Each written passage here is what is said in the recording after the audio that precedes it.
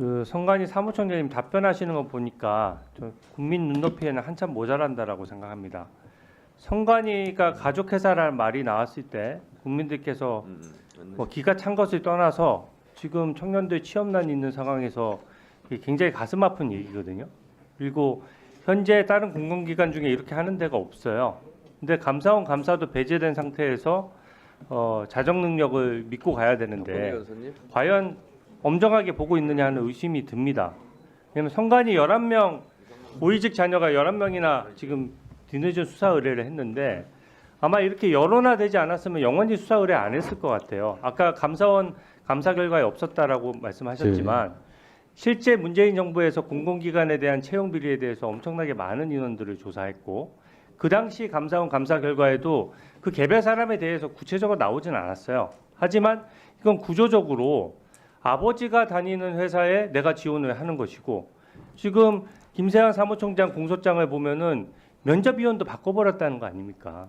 그리고 면접위원을 바꾼 상태에서 더더군다나 면접위원을 바꿀 정도인데 그 합격 결과도 미리 당연히 알고 가족이니까 아들에게도 당연히 알려줬을 것이고 굉장히 부적절한 처신이죠. 그러니까 쉬쉬해왔던 거고 자녀들이 아버지가 성관이 거기 근무를 하는데 더더군다나 고위직으로 하는데 한 말씀 애초에 지원하는 것 자체가 상당한 문제가 있는 거예요. 그래서 성관이 수사 의뢰가 원래 당연히 그 예전에 문재인 정부에서 문재인 대통령 어떻게 했습니까? 문제되는 수백 명의 채용 비리 있었을 때 바로 직권 면직했어요. 그러니까 같은 기조로 하고 그 당시에 그게 국민 눈높이에 맞는 결정이었고 기본적으로 직권 면직이 지금 당연히 됐어야 되는 사안이고 수사 의뢰도 진작에 됐어야 되는데 지금 거의 한 2년 가까이 조치가 없다가 잠깐만요. 조치가 없다가 이게 이렇게 된 부분이 있고요. 두 번째는 아까 장동혁 의원께서 질의하셨지만 지방 공무원의 유지가 가능하냐? 그러니까 지방 공무원을 다니다가 아버지가 다니는 성관이에다가 더 근무 환경이 좋고 월급이 좋고 급수가 높으니까 여기다 경력직 지원을 한 거예요. 근데 지금 이게 뒤늦게 문제돼서 수사 의뢰를 하고 여기에 대해서 직권 면직을 해야 되는 마당에 인사혁신처에 질의를 한 겁니다. 그 성관위에서 지방 공무원 유지되느냐 안 되느냐 이렇게 질의한 사례가 없어요. 기본적으로 내가 어떤 부정 채용을 받기 위해 가지고 부정 채용을 하기 위해 가지고 내가 있던 직장을 버리고 다른 직장을 다시 지원을 했는데 그것에 대해서 어떻게 기존의 기득권을 유지해서 너 이번엔 직권 면직하는 대신에 기존의 지방 공무원으로 내려가서 계속 공무원 생활해도 좋아. 이게 공직관이 그렇게 돼서는 안 되는 거거든요. 한번 말씀해 보시죠. 네, 첫 번째 장기간 방치하셨다고 말씀을 하시는데 수차 저희들이 국정감사 등을 통해서 말씀을 드렸습니다. 이게 저희가 법상으로는 감사원 감사를 받을 수는 없지만 그때 국민과의 약속으로 감사원 감사를 받기로 했어요. 그렇다면 감사원 법의 절차에 따라서 진행이 돼야 됩니다.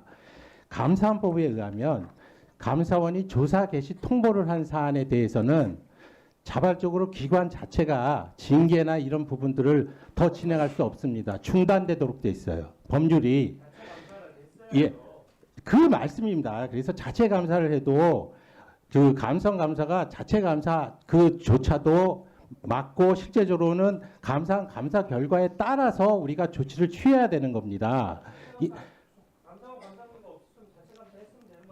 아니 그런데 감사원 감사 결과를 받아야 되는 상황에서는 만약 그 감사원 감사가 적법했다면 감사원 감사 결과를 따라서 조치해야 할 의무가 부과된다는 겁니다. 그런 상황이기 때문에 더 이상 감사원 감사 결과가 되는 사안에 대해서는 저희가 추가적으로 중복해서 감사에 나설 수가 없었고요. 그 다음에 그런 상황에서 저희들이 바라보는 것은 왜 감사원 감사 결과가 빨리 안 나오나 그런 부분을 바라봤었고 이제 감사원 감사 결과가 나왔기 때문에 그 지체 없이 그 감사원 감사 결과에 따라서 조치를 취한 것입니다. 그리고 그 내용을 보니까 감사원 감사 결과에서 조치를 취하는 대상자 32명 중에 지금 문제가 되던 그 자녀들이 빠져 있어요.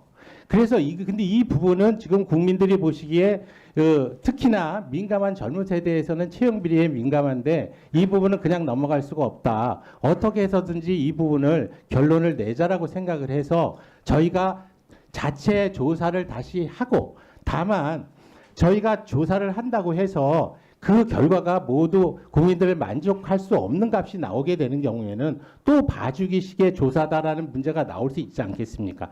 그것을 감안해서 객관적으로 수사 권한이 있는 그 기관에 수사 의뢰를 하게 된 것이고요.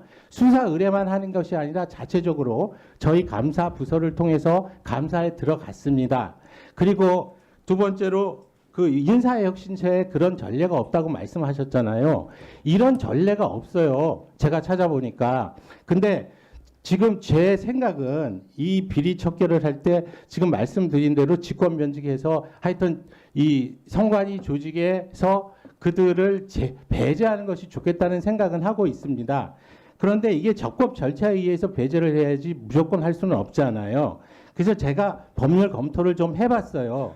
이 직권면직, 국가공무원법상의 직권면직은 채용된 이후에 국가공무원의 자격을 취득한 이후에 벌어지는 비리행위에 대해서 내지는 자격 요건을 가진 자가 자격을 상실하게 되는 후발적 요인에 의해서 직권면직이 이루어지는 것이지 채용 당시에 비리를 가지고 직권면직을 하는 그 조항은 아니라는 겁니다. 그래서 그 조항을 가지고 배제를 할 수 없기 때문에 제가 그 다음에 채용과 관련한 부분에서 배제할 수 있는 사안을 검토를 하기 시작했어요. 네. 잠깐만요. 그래서 보니까 45조의 3이 확실하게 누구든지 채용 절차에서 비리가 있는 경우에는 그 채용자를 취소할 수 있는 조문이 있습니다. 근데 그 조문이 불행하게도 입법 과정에서 2021년 6월에 그게 개정이 되면서 시행일은 2021년 12월인데 소급표를 두고 있어요, 부측에서. 그래서 그 이후에만 개정된 이 법령이 시행된 이후에 채용된 자에 한해서만 적용되도록 돼 있기 때문에 그 조문은 못 씁니다.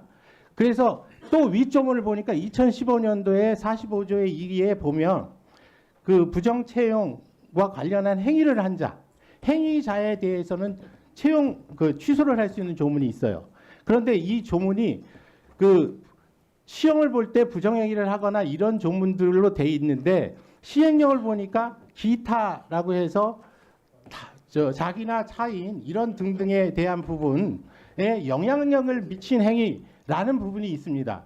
그래서 이 부분이 결국은 자신에게 그 행위자에게 귀책 사유가 있는 행위가 적발이 되는 경우에는 이 조문을 통해서 할 수 있지 않을까라는 생각을 했고요. 그러다 보니까 저희가 인사처에 그 질의한 부분은 경력 채용 부분이 그 지방직으로 전환해서 살리려고 그거를 하는 것이 아니라 그 지금 인사혁신처에 그 질의한 내용은 45조의 3의 입법 취지가 뭐냐, 어떻게 되느냐, 그리고 우리가 45조의 이 검토한 부분 이거 가지고 채용 취소가 가능하냐, 그 다음에 세 번째로 물으면서 지금 보면 단순히 보시면은 그냥 네. 신규 채용처럼 생각하시는데 다 설명이 된 것 같아요. 신규 채용처럼 생각하시는데 이건 분명히 자, 총장. 조건부 채용이 되는 겁니다. 그래서 그래서 그런 법률적인 문제가 녹아져 있어서 근데 제가 계속 말씀드리는 건 잠깐만요. 저는 이 비리를 척결하고자 하는 그 의지가 강한 사람이고 그 대신 총장님. 적법 절차를 지켜야 되기 때문에 적법 절차를 총장님. 지키고자 하는 노력이라고 이해해 주셨으면 좋겠습니다.